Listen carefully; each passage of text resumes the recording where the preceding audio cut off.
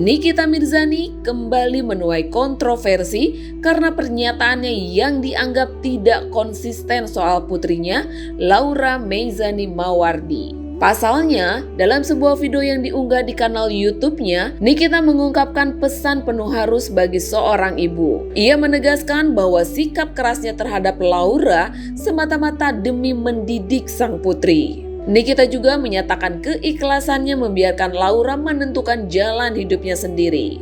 Meski mengaku jauh dari sosok orang tua yang sempurna, ia mengaku akan selalu membuka pintu rumahnya untuk Laura kapanpun dia butuh tempat kembali. Namun, pernyataan tersebut berbanding terbalik dengan apa yang diungkapkan Nikita saat siaran di TikTok. Ia kembali meluapkan amarah terhadap Laura, bahkan menyatakan akan menghentikan asuransi atas nama putrinya. Tak hanya itu pula nih guys, Nikita juga membantah tudingan bahwa ia tidak pernah menjenguk Laura di rumah aman. Menurutnya, ia telah beberapa kali mengunjungi Laura secara diam-diam.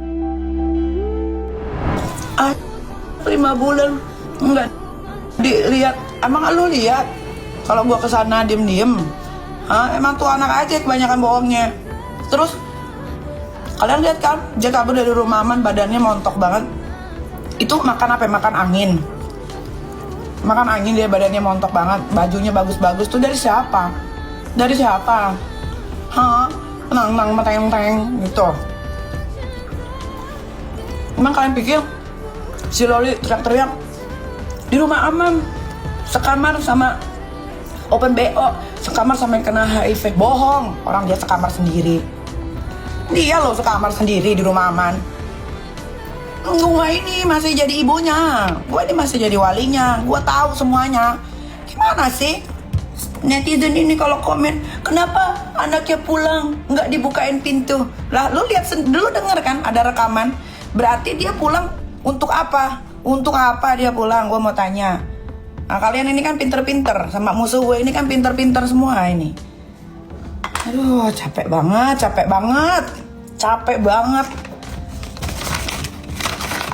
Kok bisa tuh lo ada rekaman? Kok bisa dia balik pas lagi nggak ada gua? Itu dia balik kan lagi pas nggak ada gua. Tapi handphone gua itu tertaut sama CCTV di rumah. Adek gua telepon, Kak, ini ada Loli. Coba bentar, kakak cek dulu CCTV. Oh ya bener, di ujung ada Kang Semir. Di ujungnya lagi ada kakaknya, siapa tuh? Kang Semir tuh yang mukanya butek banget itu tuh. Terus ngapain dibukain pintu? Pertama, yang punya rumah juga nggak ada. Yang punya rumah nih Nikita Mirzani nih nggak ada. Nggak ada. Tiba-tiba kok ada suara rekaman. Suara rekaman kok bisa ada? Berarti apa? Tapi kamu kalah, nggak ada gue kalah. Kalah dalam segi mana gue? Nggak ada.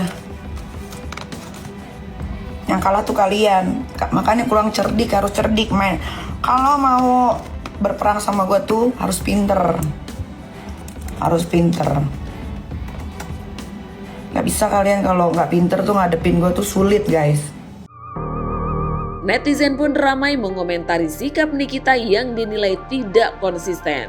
Salah satu pengguna TikTok dengan nama akun Mismatcher, ia mengaku bingung dengan pernyataan Nikita yang berbeda-beda di YouTube, podcast, dan siaran langsungnya. Ia juga mengkritik Nikita yang seharusnya menunjukkan kasih sayang secara langsung kepada Laura, bukan sekedar curhat di media sosial. Bahkan, ia juga menuding Nikita mengidap Narcissistic Personality Disorder atau NPD karena dianggap egois dan sulit mengakui kesalahan. Menurutnya, kasih sayang bukan cuma soal uang, tapi juga perhatian. Seorang ibu seharusnya memeluk anaknya, bukan malah membongkar aib anak sendiri di depan publik.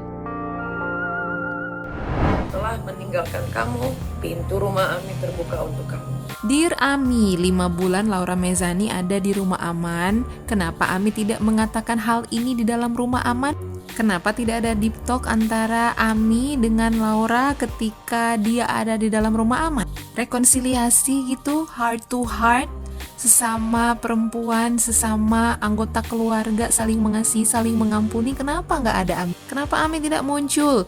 Bahkan balik sebelum dia di rumah Ami. Katanya pintu rumah Ami terbuka. Kenapa ketika Laura datang, itu pintu ditutup rapat-rapat. Ami tidak mau ketemu Laura waktu dia kembali dari UK. Kenapa?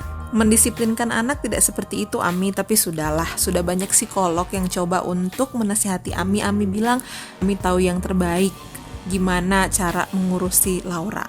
Kali ini pendapat saya agaknya sedikit bertabrakan dengan banyak netizen yang kasih semangat ke Ami ya, berkata bahwa oh sampai seorang Nikita Mirzani udah nggak gerabak-gerubuk lagi berarti udah pasrah. Mohon maaf, saya lihatnya di sini seorang Nikita Mirzani itu sudah mentok karena dia sudah nggak tahu siapa lagi yang mau disalahkan. Kemarin apa-apa tuh bergeraknya semua orang yang salah dan dirinya sendiri itu selalu di posisi yang benar. Bahkan ketika si Laura ini benar-benar menghadapi satu momentum yang benar-benar menggegerkan jiwa dan mentalnya ini, Aminya malah posar plesir, pacaran, bucin, foto-foto, belanja-belanji kemana-mana, pamer kemesraan dan gak peduli sama anaknya yang ada di rumah aman. Enggak. Betul, saya nggak tahu apa yang di pikiran dia, tetapi harusnya ada usaha dari seorang ibu untuk memeluk anaknya. Jangan setelah anaknya kabur dulu baru bilang Ami akan memberikan pelukan yang hangat. Well, ketika dia 5 bulan dalam rumah aman, apakah Ami sudah memeluk dia? Sudah mengasihi dia? Sudah berkata kalau Ami mencintai Laura Mezzani di dalam rumah aman? Sudah atau belum? Jawab itu dulu, Ami.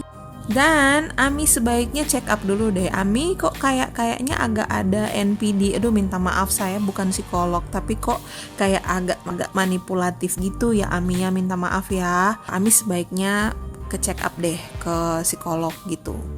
Ini kok kasihan banget sih Laura gitu.